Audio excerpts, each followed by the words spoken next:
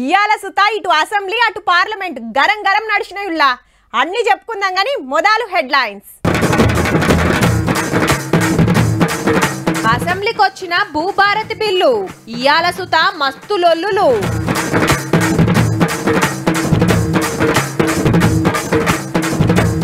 రాజ్భవన్ ముంగట సీఎం ధర్నా తేల్చాలనంట అదాని అవినీతి లెక్క.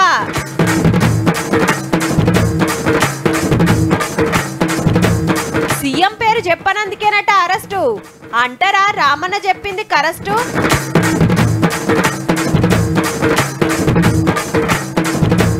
అంబేద్కర్ కు ఏషిండట అవమానం కాంగ్రెస్ డిమాండ్ అమిత్ షా రాజీనాం.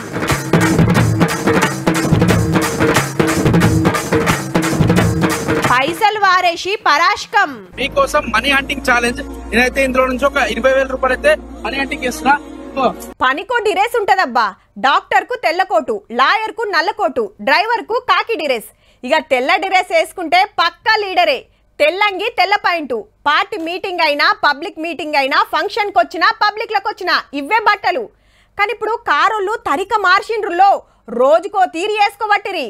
రైతుల భూములు గుంజుకోవద్దని నిన్న నల్ల బట్టలు దొడిగి అసెంబ్లీకి వస్తే ఇయాల ఇగో గివ్వి.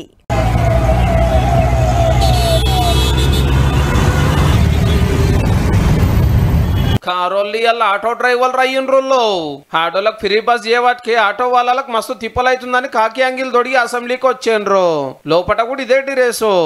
ఇక్కడ కూర్చున్నప్పుడు ఒక వేషాలు, అక్కడ కూర్చున్నప్పుడు అక్కడ వేషాలు. మరి ఆటో రిక్షాలకు సంబంధించిన ట్యాక్సులు పెంచారు, వారికి కొత్త పర్మిషన్లు ఇవ్వలేదు. నిన్న బేడీలు వేసుకుని వచ్చిన ముచ్చట్ను మంత్రి వెంకటరెడ్డి సార్ ఇలా పెట్టిండు. వీళ్ళు ఓ రోజు బేడీలు వేసుకుంటారు, బేడీలు వేస్తారు పోలీసు వాళ్ళు వేస్తారు, రేపే మాపే పోలీసు వాళ్ళు బేడీలు వేస్తారు. అసలు బేడీలు వేసుకునేది ఇద్దరు, వాళ్ళు బేడీలు వేసుకోలే, అమాయకులకు బేడీలు. ఐఎమ్ అలెజింగ్, నేను ఆరోపిస్తున్నాను 10% లంచాలు తీసుకునే ప్రభుత్వంలో చక్కెరగా చెప్తాను అధ్యక్ష. 10 సంవత్సరాలలో కమిషన్ల పేరిట వేల కోట్లకు పడిగెత్తినటువంటి వాళ్ళే ఈ రోజు మా మీద మాట్లాడారు అధ్యక్ష అంటున్నారు. రోడ్ల సక్కదనం మీద పాత మంత్రి ప్రశాంత్ రెడ్డి సార్ కు ఇప్పటి మంత్రి కోమటిరెడ్డి వెంకటరెడ్డి సార్ కు కిసర బసర నడిచింది. ఫామ్ హౌస్ పోతానికి 6 రూట్లలో 700 కోట్లతో ఎక్స్ప్రెస్ హైవేలు వేసుకున్న అధ్యక్ష. కేసీఆర్ గారికి దగ్గర మనిషి చండీ యాగాలు రుద్రయాగాలు చేస్తాను చేసి కానీ రోడ్ల గురించి ఎప్పుడు పట్టించుకోలే. నువ్వు 99% చేస్తే నాకేం పని ఉండే. నడిమిట్ల హరీష్ రావు సార్ వచ్చురుతోటి లొల్లు ఎటుకెళ్ళి ఎటో పోయింది. హరీష్ రావు గారు, అరే నువ్వేం చేస్తావా, నువ్వు కమిషన్ తీసుకొని కూలిపోయే కాళేశ్వరం ఎట్లా కమిషన్ తిన్నావు. మరి ఆయన వెంకటరెడ్డి గారి కమిషన్ లిస్ట్ చదవమంటే నేను చదువుతా. ప్రతిపక్ష నాయకుడు మాట్లాడేవాళ్ళని ఈ పిల్లలతో ఏం మాట్లాడతాను సార్.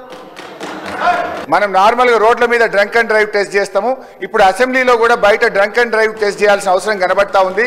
కొంతమంది సభ్యులు పొద్దున్నే బాగా డ్రంక్ చేసి సభలోకి రావడం వల్ల వాళ్ళు ఏం మాట్లాడుతుందో సోయి లేకుండా మాట్లాడే పరిస్థితి వచ్చింది. వాళ్ళ ప్రతిపక్ష నాయకుని ఉద్దేశించి మాట్లాడినట్టున్నారు. మరి ఆయన ప్రతిపక్ష నాయకు పాత్ర వహించక ఫామ్ హౌస్ లో దాగి పండుకుంటే వాళ్ళు మామ గుర్తొచ్చినట్టు మా గౌరవ మంత్రి మీద మాట్లాడడం దుర్మార్గం. తాగి ఎవరు హెలికాప్టర్ కింద పడ్డారు, తాగి ఎవరు ఫామ్ హౌస్ ఉంటారు. ఎలక్షన్లో చెప్పినట్టే ధరణిని బంగాళాఖాతం లేసినాము భూభారతి తెస్తున్నామని మంత్రి పొంగులేటి సార్ బిల్లు పెట్టిండు. పాతది ఆత్రమాత్రం చేస్తే ఆగమాగమై అందరికి తిప్పలయ్యింది. 18 రాష్ట్రాలలో రూల్స్ తెలుసుకొని కొత్తది తెచ్చినాము, మళ్ళా రెవెన్యూ ఆఫీసర్లను పెడుతున్నాము అన్నాడు.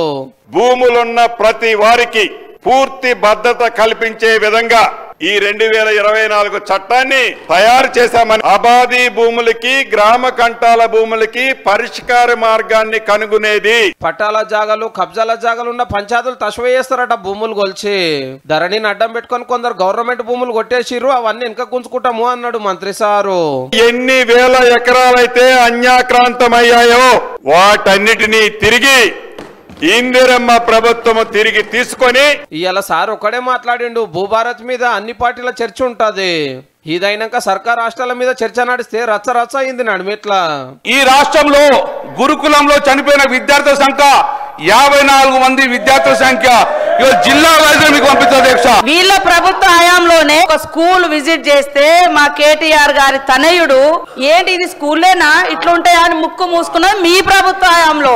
ఆడవాళ్ళు టీఆర్ఎస్ రాజధాని భవనం ఉన్నదంటే ఆవిడ స్కూల్ శాంక్షన్ చేసి కిరాయికులకు భవనాలు పెట్టినప్పుడు ఎక్కడ మీరు సొంత భవనాలు ఏదైతే మేము 216 స్కూల్స్ కు ఇంటిగ్రేటెడ్ పాఠశాల పెరుగు కడుతున్నాం అధ్యక్ష. 2 రోజులు ట్రైనింగ్ పెట్టిండ్రు. మొదటిసారి ఎమ్మెల్యేకు ట్రైనింగ్ ఇచ్చిన అన్నారు మీరు. పార్లమెంటరీ ప్రొసీడింగ్స్ తెలివాయి, అసెంబ్లీ ప్రొసీడింగ్ తెలివాయి. ట్రైనింగ్ రాకుండా మీరు మాట్లాడుతున్నారా? ఇలా ఏం మాట్లాడుతున్నారు అధ్యక్ష? మొదటిసారి ఎమ్మెల్యే ఏమైతే అరే పార్లమెంట్ మెంబర్ చేసిన తెలంగాణ కోసం కొట్టాడినా నీ నాయకుడు అన్నాడు, చేరు పటాకు కుక్క పటక నన్నలే మిమ్మల్ని అన్నాడు తెలంగాణ చౌకుల తెలంగాణ ఉద్యోగుల పార్టీ మారి నువ్వు ఇట్లా మాట్లాడితే దొంగడు పెడపల నేను కళ్ళు వేనే ఎడవల నేను కళ్ళు వేనే నన్ను చంపురు నేను ఇవ్వలే. నా ఉద్యమానికి సంబంధించిన నా స్పీకర్ గారు కానీ ఆనాడు ఉన్నటువంటి కాళ్ళు కూడా ముఖ్యం అధ్యక్ష, అది కూడా చెప్పాలి. తెలంగాణ సాధనకు నేను పార్టీ మారి ఇళ్ళకాయలు అవమైన పూర్తిలో వాషింగ్ మిషన్ పెట్టుకోవాలి. 65% బిల్డింగ్లు ఇంకా 50 ఏళ్ళు ఉండే సెక్రటరీని కూడా కొట్టుకున్నారు. ముందు తిండి కావాలా, ఆడంబరాలు ఎందుకు అధ్యక్ష?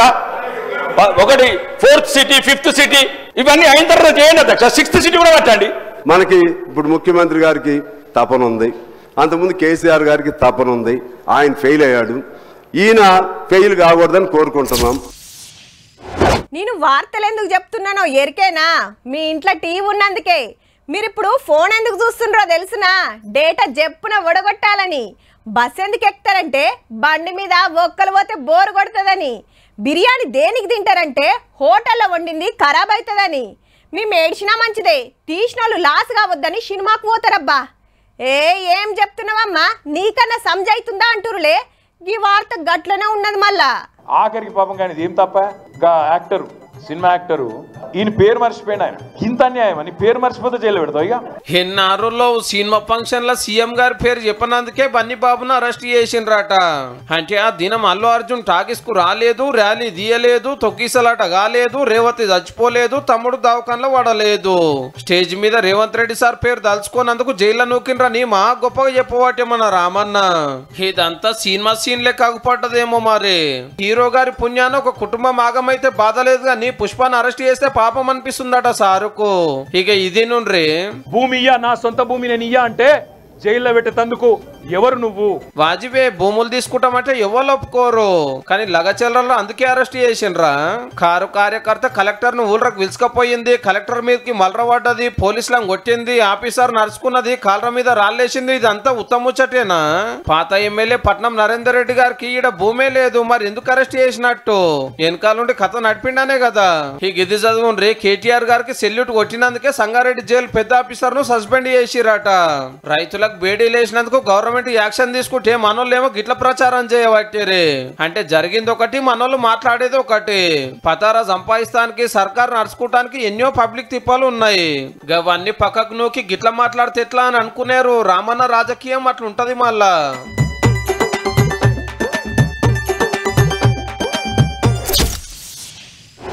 ధర్నాలు, దీక్షలు, ర్యాలీలు, ముట్టడీలు, రాస్తారోకోలు, చెలో అసెంబ్లీ, చెలో సచివాలయం గిసొంటి కార్యాలు ప్రతిపక్షాలే పెట్టుకుంటాయి.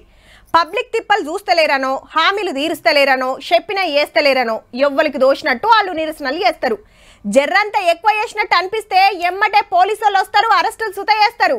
కానీ అలా మన హైదరాబాద్లో మొత్తం ఉల్టా అయిందబ్బా.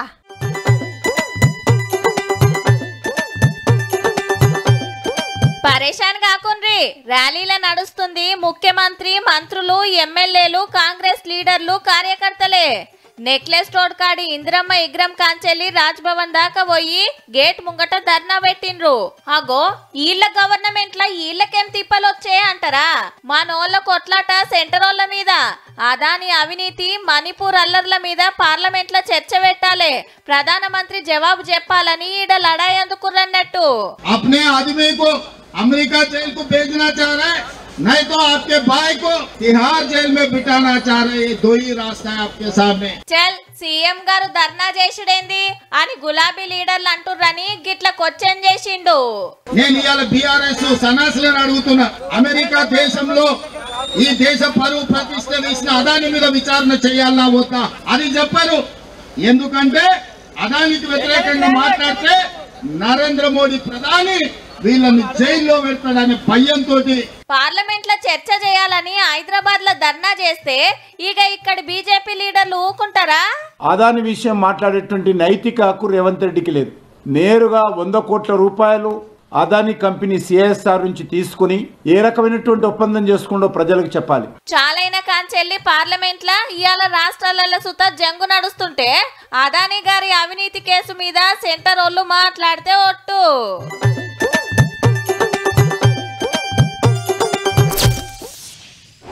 ఈ దేశంలో ఎవ్వరికి లేని నిగ్రహాలు ఒక్క అంబేద్కర్ సార్కే ఉన్నాయి. రాజ్యాంగం రాసుడు, రిజర్వేషన్లు వెట్టుడే కాదు, బతికున్న రోజులు దళితుల కోసం కొట్లాడిన మహనీయుడు. అంతెందుకు, మనకు తెలంగాణ రాష్ట్రం వచ్చిందంటే చిన్న రాష్ట్రాలు ఉండాలని అప్పట్లో సారు చెప్పినందుకే. గసంటి పెద్ద మనిషిని అనగూడని మాట అన్నాడని లొల్లైతాంది. అంబేద్కర్ అంబేద్కర్ అంబేద్కర్ అంబేద్కర్ అంబేద్కర్ అంబेडकर इतना नाम अगर भगवान का लेते तो 7 जन्मों तक स्वर्ग मिल जाता. अच्छी बात है ना ना सुनिए तो.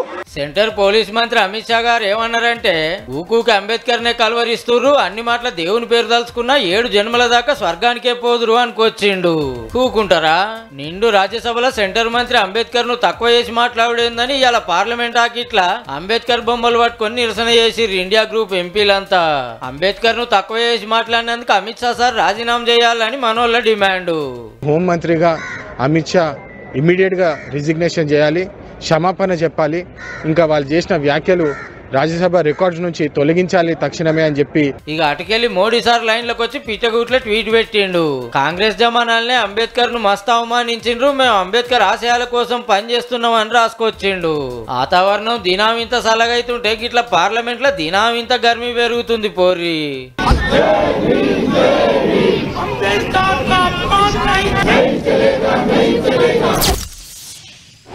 ఈ నడుమ సోషల్ మీడియాలో పెండ్లిగాని ప్రసాద్ల వీడియోలు శీతం వస్తున్నాయి. ఈ ఏడాది సుత అయిపోతుంది, ఇంకెన్న లగ్గం చేసుకుంటామని ఒగలు. ఇప్పటికే 30 దాటినాయి, అసలు పిల్ల దొరుకుతుందా అని ఒగలు. ఏ పని చేస్తలేనైతిని, నాకు ఎవరైనా పిల్లనిస్తారా అని ఇంకొకలు. ఇట్లా తీర్ల వీడియోలు పబ్లిక్లకు ఇడుస్తున్నారు.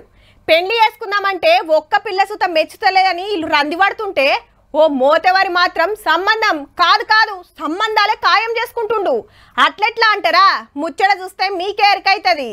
మందిని ముంచిట్లా మనోడు ఆర్పారున్నాడు పోర్రి. ఏం తక్కువ 50 మంది ఆడవిల్లల అమ్మానాయనలకు నుండగా గుండ్లు కొట్టిండంటే చూడుర్రిగా ఎంత హుషారుగల్లోడో. విగ్గు తీసి విగ్గు పెట్టినంత అల్కగా పెండ్లి సంబంధాలు ఓకే చేసుకునుడు, అందిన కాడికి పైసలు గుంజుడు. పేరు వంశీకృష్ణ. 1 నంబర్ విగ్గులు పెట్టుకునుడు, మంచి మంచి లొకేషన్లలో ఫోటోలు దిగుడు, వెబ్సైట్ లో నాకు పిల్ల కావాలని పెట్టుడు. ఈ నడుమనే ఓ లేడీ డాక్టర్ ను పెండ్లి చేసుకుంటా అని చెప్పి వాళ్ళ నాయన తన 40 లక్షలు గుంజిండట. మునుపు ఓ సాఫ్ట్వేర్ కంపెనీ ఓనర్ ని నమ్మించి సికింద్రాబాద్ లో ఒకలతోని సంబంధం కలుపుకొని ఆడ కూడా బగ్గనే ఊడ్చిండట.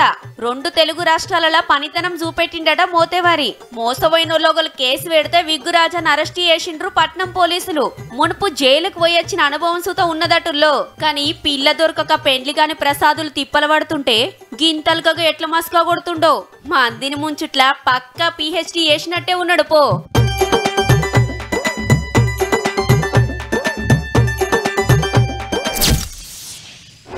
పట్నం నడిమిట్లనో ఊరవతలనో జాగ కనిపించిందంటే కొందరు పనిమంతులు కబ్జా పెడతానే ఉంటారు.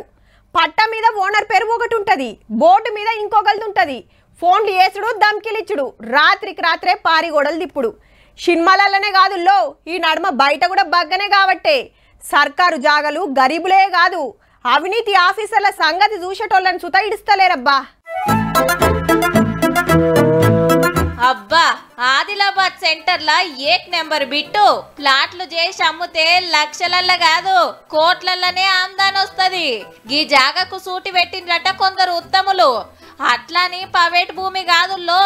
ఇక్కడ ఏసీబీ ఆఫీస్ కు కేటాయించినటువంటి ప్రభుత్వ స్థలాన్ని కూడా ఆక్రమించుకోవడానికి ల్యాండ్ మాఫియా ప్రయత్నాలు చేస్తున్నాయి. ఏసీబీ అంటే ఎరికే కదా, అవినీతి ఆఫీసర్లను లంచాలు మింగేటోళ్లను పట్టేసేది. అగో గాళ్ళ జాగన్ సుతా ఇడ్సలే. టిఆర్ఎస్ ప్రభుత్వంలో ఉన్నటువంటి నాయకులు ఈ కబ్జా చేయడానికి చూస్తే గవర్నమెంట్ పోలీసులకు సంబంధించిన జాగానే కబ్జా చేస్తే మరి మామూలు వ్యక్తులది మరి జాగా ఇంకెంత కబ్జా చేయాలా? ఇదే ముచ్చట పోలీసులను అడిగితే రెవెన్యూ ఆఫీస్ తో టీం ఏర్పాటు చేసినాం, దానికి సర్వే కూడా చేసినారు. సర్వే చేసినైతే 12 గుంటలను 4 గుంటలు ప్రభుత్వం కలెక్టర్ గారు అప్పుడు 2016లో ఏసీబీ వారికి అప్పచెప్పడం జరిగింది. సర్వేలా ఏసీబీకి ఇచ్చినట్టు తేలినాక ఇంకా ఎంక్వైరీ ఏంది సారు? గా ఉత్తముల పని పట్టక ఖాళీ జాగా కనబడుడే పాపం ఉన్నది పోన్రి.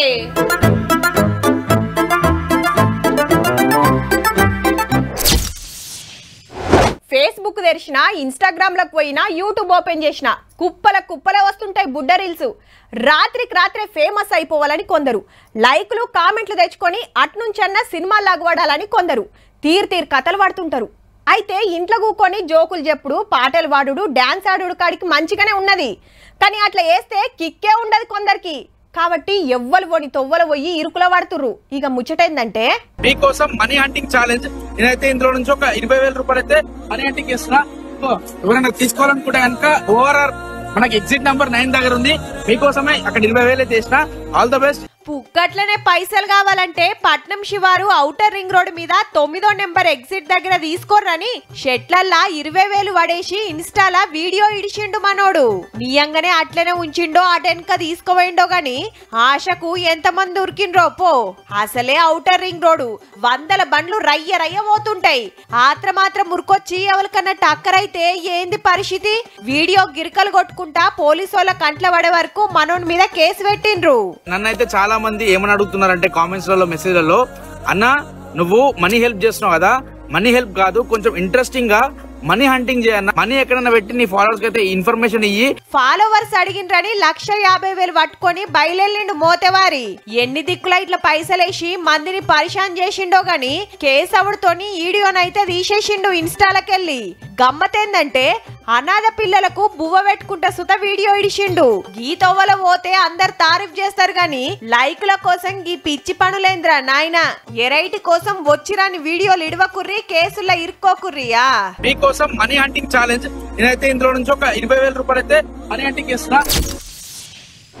ఇప్పుడు ఎట్లున్నదో గాని మా చిన్నప్పుడు ఈ స్కూల్ కాల్చమైనా చెప్పిన హోంవర్క్ రాయకున్నా పరీక్షల మార్కులు తక్కువ వచ్చినా బరిగెతోని పొట్టు కొట్టి గ్రౌండ్ లో నిలబెట్టేది సార్లు. మగ పిల్లగాండ్లనైతే వంగబెట్టి మీదుంగా పుస్తకాలు సుతబెట్టేది. అవి కింద పడ్డాయంటే మళ్ళా అరుసుకునేది. ఆ దెబ్బల బుగులకే చదివేదనుకో రాదుర్రి. సార్లు అట్లుండేది కాబట్టే చాలా మంది సర్కారు కొలుగులు కొట్టిర్రు. అబ్బా ఆ రోజులు మళ్ళొస్తే మంచిగుండు అనిపిస్తుంది కదా. గిలకు గవ్వే రోజులు వచ్చినాయి. కాకుంటే ఎవరో పెద్ద ఆఫీసర్ వస్తున్నట్టుంది అనుకునేరు. సార్ వచ్చింది నియమే గాని అట్లనే చూడుర్రి. వీళ్ళు నిలబడే పనులు సగబెడుతున్నారు. నమస్తే పెట్టి మళ్ళా కూకోవాలి కదా అంటుర్రా. ఉత్తమ ఆఫీసర్లకి ఇదో శిక్ష. ఉత్తరప్రదేశ్ రాష్ట్రం నోయిడాలో ఓ సర్కార్ ఆఫీస్ లో పనిచేస్తున్నోళ్ళు వీళ్ళంతా. ఓ పని మీద ఇద్దరాలు మొగలు వస్తే అట్లనే నిలబెట్టిరట ఆఫీసర్లు. పాపం పెద్ద మనుషులని కూడా చూడలే. లోపల కూర్చున్న పెద్ద ఆఫీసర్ సీక్రెట్ కెమెరాలో చూసి చెప్పిన పని ఏందో అరుచుకొని పంపమని ఆర్డర్ వేసిండట. మళ్ళీ 20 నిమిషాలు అయినాక చూస్తే అట్లనే నిలబడి ఉన్నారట. ఈగేముంది ఆఫీసర్లను గట్టిగానే అరుచుకున్నాడు. మీరు సూతి 20 నిమిషాలు నిలబడే పని చేయురి, ఆ బాధ ఏందో తెలుస్తుందని ఆర్డర్ వేసిండు. సార్ పేరు లోకేష్, స్ట్రిక్ట్ IAS ఆఫీసర్ అని పేరుంది. వీడియో సోషల్ మీడియాలో గిరికలు కొడుతుండే వరకు పబ్లిక్ అంతా తారీఫ్ చేస్తుర్రు సార్ను. ఆఫీస్ కోగలు గిసొంటి ఆఫీసర్ ఉంటేనా డ్యూటీలో లాపర్వా చేస్తోళ్ళు దెబ్బకు చక్కగా అవుతారు పో.